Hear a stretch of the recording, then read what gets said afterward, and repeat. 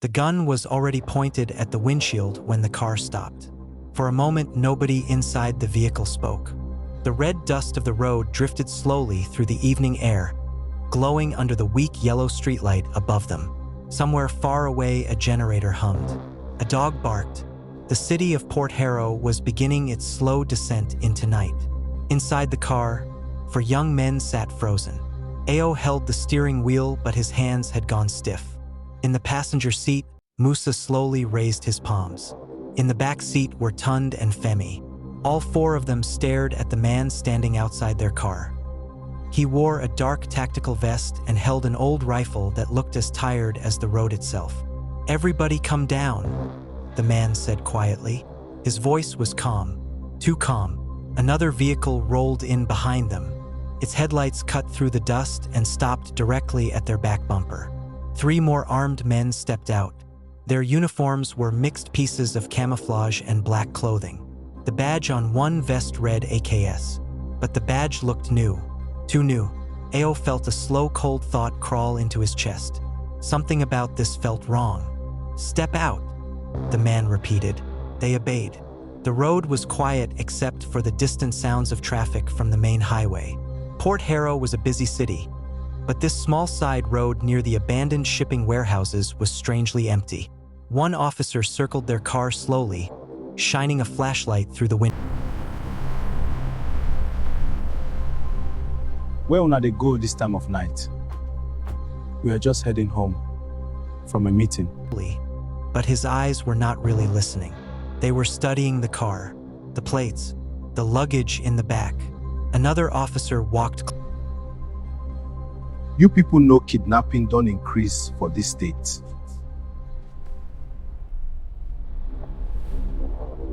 "Task force," he continued. "Routine stop." Tund felt sweat slide down his neck. Routine stops did not happen on empty warehouse roads, but nobody dared question them. They were told to stand beside the car. Their phones were collected. Their IDs were collected. Even the vehicle papers. One officer leaned against the car and began scrolling through Femi's phone as if he owned it. Another one examined Musa's wallet. Minutes passed. Then the man with the rifle spoke again. "You forfeit enter a serious problem tonight." The words landed slowly. Ao felt his heart begin to pound. "What problem, sir?" he asked carefully. The officer's eyes narrowed. "Kidnapping suspects." Silence swallowed the road. For a moment, nobody moved. Then Tund laughed softly. It was the wrong reaction. The officer's head snapped toward him. "Do you think this is funny?" "No, sir," Tund said quickly. But inside his chest something had started twisting, because the accusation made no sense. They were software engineers. Their entire evening had been spent discussing a small tech startup idea at a cafe across town. They had receipts, messages, proof. Yet none of that seemed important here. The officer spoke again. "Recently, 4 boys like Una kidnapped a businessman in this area." He paused. Same kind of car. The lie was obvious, but the gun made arguments unnecessary. Soon the questioning changed tone. "Where were you earlier? Who are your contacts? Why are there multiple phones? Why do you move at night?" Every answer seemed to create another question. Then the officer gave a small sigh as if tired. "This case is serious," he said. "If we carry Una to the station tonight, problem go plenty." Nobody spoke. The night air had grown heavier. Ao finally asked the question everyone feared. "What can we do, sir?" The officer looked at him for a long moment. Then he smiled. It was not a friendly smile. "You people look like reasonable boys." Another officer stepped closer. "We should settle this matter." The word settle hung in the air like thick smoke. Everyone understood its meaning. But before anything else could be said, Femi's phone began vibrating on the hood of the car where it had been placed. One officer picked it up. "Who is this?" he asked. "Colleague," Femi answered. The officer looked at the screen for a moment before answering. "Hello." Silence followed. Then the officer's tone changed. "Oh, you die close?" He listened again. Then his face softened with sudden warmth. "Ah, don't worry yourself," he said calmly. "Everything is settled already. Your friends are free people. You fit. Turn back." He ended the call. Femi felt confusion stir in his chest. The officer had lied easily. Nothing had been settled. Yet the man spoke as if everything was finished. The negotiation finally began. Not loudly, not dramatically, just quiet words under the dim streetlight. 20,000 naira. That was the price. For freedom. Felt absurd.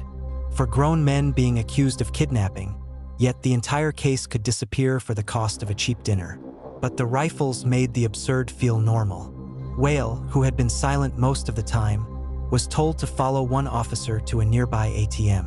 They walked down the road together into the darkness. Meanwhile, the remaining officers relaxed. Phones were returned. Car papers returned. Even smiles appeared.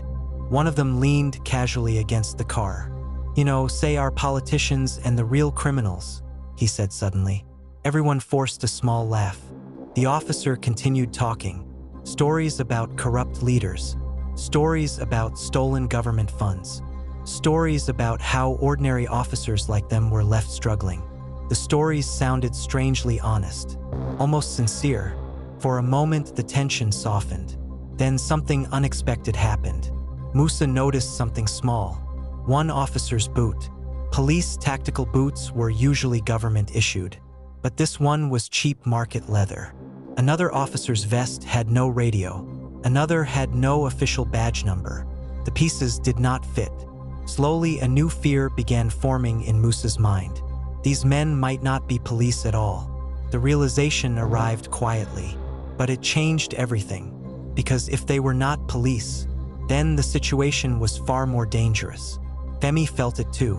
Their eyes met briefly. Neither spoke. Minutes passed before Whale returned with the cash. The officer counted it slowly under the streetlight. Then he nodded. "You people fit to go." Simple. Just like that. The rifles were lowered. The road opened. The men returned to their vehicle. But something about the moment felt incomplete. Ao started the engine. The car rolled forward slowly. For several seconds, nobody spoke. Then Tund whispered, "Those men are not police." The car fell silent again. In the rearview mirror, the officers were already driving away in the opposite direction. No checkpoint, no paperwork, nothing, just gone. Femi leaned back slowly in his seat. His mind replayed the phone call earlier. The officer had told his colleague to turn back. Why? Because they didn't want witnesses. The realization felt cold. If the colleague had arrived, the story might have become complicated. And complications were dangerous for men pretending to be authority. But the night was not finished with them yet. 5 minutes later, flashing blue lights appeared ahead. This time the checkpoint looked real. Proper barricades, marked patrol vehicles, uniforms that matched. Real police. Ao slowed the car. His heart began beating again. They stopped. An officer approached the window. "Good evening," he said. Ao nodded carefully. "Evening, sir. Where are you coming from?" The question felt familiar now.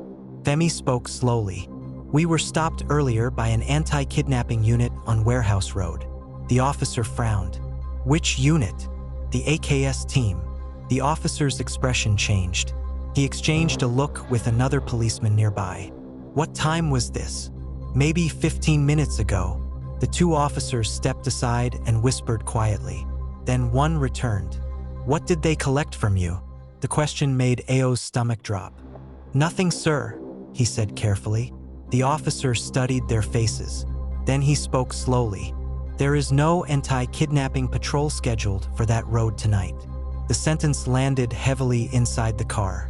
Femi closed his eyes for a moment. The officer continued.